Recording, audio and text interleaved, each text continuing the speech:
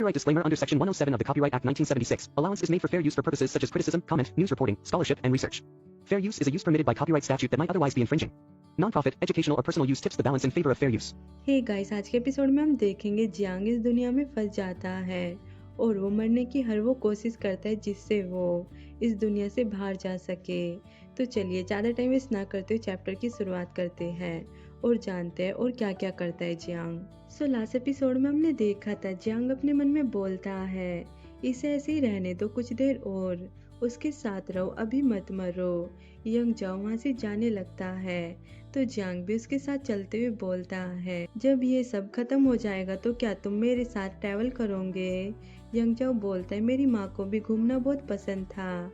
जाहिर है बहुत ऐसे लोग थे जो उनके साथ जा सकते थे, लेकिन हर बार वो चाहती थी कि मैं उनके साथ रहूं। जियांग बोलते मुझे लगता है शायद वो नहीं चाहती थी कि आप कंपनी में फंसे रह जाए, शायद वो चाहती थी कि आप अपने दिमाग को आराम दे। यंग जाओ जियांग से पूछता है और आपको घूमना क्यों पसंद है। जियांग थोड़ी देर चुप रहकर बोलता है मैं रहने के लिए जगह ढूंढ रहा हूँ। यंग जाओ पूछता है कौन सी जगह, जिस पे जियांग बोलता है एक रहस्य है। फिर सीन शिफ्ट होता है और हमें 1 महीने बाद दिखाया जाता है। जियांग अपना चश्मा उठाकर पहनता है और अपने मन में बोलता है मुझे पता भी नहीं चला कि इतने लंबे समय से मैं उसके साथ हूँ। और वो बेड से उठकर विंडो के पास जाकर कर्टन हटाता है और अपने मन में बोलता है आज का मौसम बहुत अच्छा है, आज मरने के लिए बिल्कुल सही दिन है। और तभी यंग जाओ जियांग को पीछे से हक करके बोलता है आज तुम इतनी जल्दी क्यों उठ गए। जियांग बोलता है आज का मौसम बहुत अच्छा है, मैं बाहर टहलने जाना चाहता हूँ। यंग जाओ बोलता है मैं भी तुम्हारे साथ चलूंगा। जियांग उसका मुंह बंद करके बोलता है कोई जरूरत नहीं, जल्दी ऑफिस चलो, इतना चिपके मत रहो। यंग जाओ जियांग को किस करते हुए बोलता है ठीक है, मैं तुम्हें थोड़ी प्राइवेसी दूंगा। और वो जाकर कपड़े पहनने लगता है। जियांग कुछ नहीं बोलता।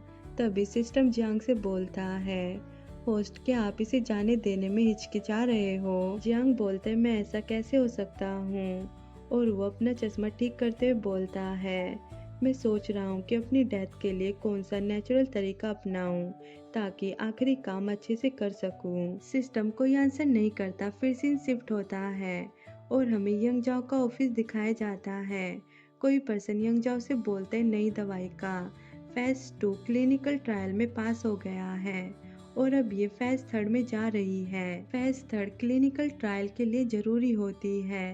तभी यंग जाओ का फोन रिंग करता है तो यंग जाओ बोलता है 1 सेकंड रुको और वो कॉल पिक करता है तो दूसरी साइड से आवाज आती है हेलो ये पुलिस स्टेशन है, क्या आप जियांग के हबी हैं। जियांग की कार एक्सीडेंट में मौके पर ही डेथ हो गई। वर्तमान में सबको अंतिम संस्कार के लिए भेज दिया गया है। तभी सिस्टम रिपीट करने लगता है अंतिम संस्कार अंतिम संस्कार।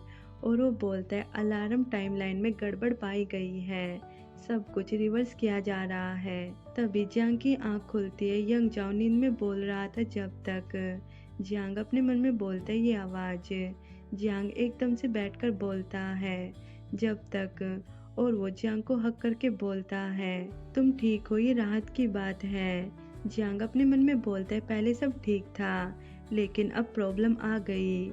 यंग जाओ जियांग से बोलता है मैंने एक बुरा सपना देखा, मैंने सपने में देखा कि तुम्हारी डेथ हो गई। जियांग अपने मन में बोलता है मुझे सच में मर जाना चाहिए था, लेकिन ये क्या हो रहा है।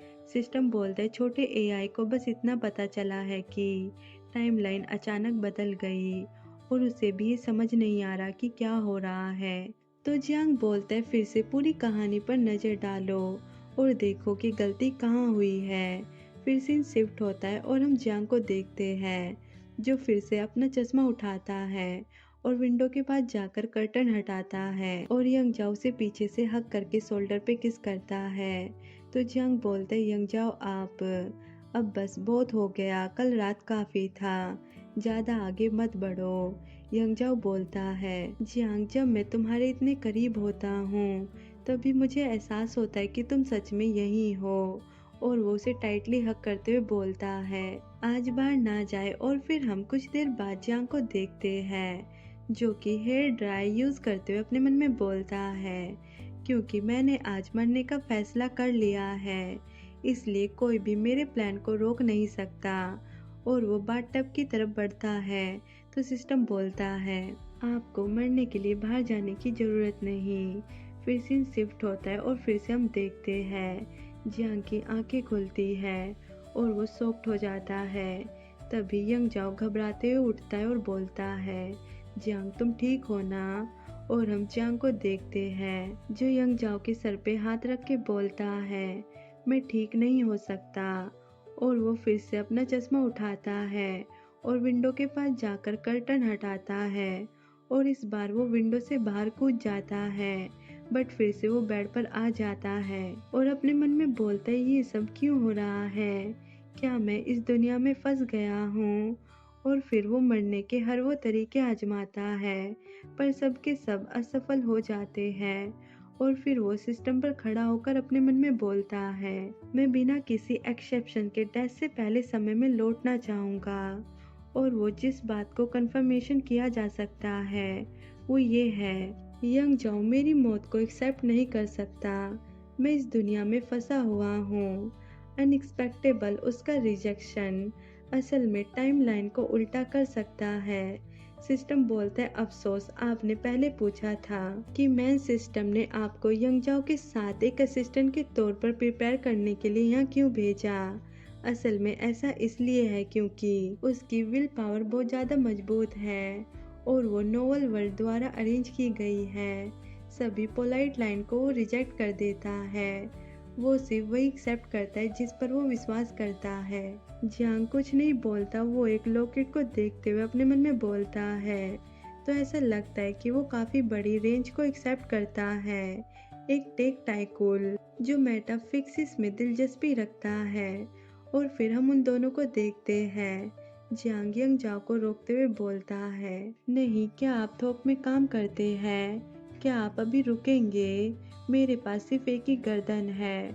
और वो अपने मन में बोलता है, अगर ये चीजें सच में काम करती तो बुद्ध और जैसी शायद आसमान में इस बात पर लड़ रहे होते कि कौन सही है। यंग जाओ जियांग के करीब होकर बोलता है, मुझे ऐसा लगता है कि हाल ही में कुछ समझ से बाहर हुआ है, तो साफ तौर पर सिर्फ एक ही दिन बीता है, लेकिन मैं इतना थका हुआ फील कर रहा हूँ जैसे 100 दिन बीत गए हो। और वो जियांग के गले में वो लॉकेट पहनाते हुए बोलता है, ये जरूर इसलिए हुआ होगा क्योंकि मैं किसी गंदी चीज से मिला जिसकी वजह से ये बुरे सपनों का लूप शुरू हो गया। और वो जियांग को हक करके बोलते, जियांग सब ठीक हो जाएगा। सिस्टम जियांग से पूछता है, होस्ट अब क्या करना चाहिए? क्या वो दोबारा मर जाएगा? जियांग यंग जाओ के शोल्डर पर सर रख के अपनी आंखें बंद कर लेता है और कुछ नहीं बोलता। सो गाइस, आपको क्या लगता है आगे स्टोरी में क्या होगा? क्या जियांग इस दुनिया में फंसा रह जाएगा और क्या वो सच में इस दुनिया से कभी बाहर नहीं जा पाएगा? तो आगे स्टोरी में क्या होगा ये जानने के लिए चैनल को सब्सक्राइब करें and thank you for watching this video.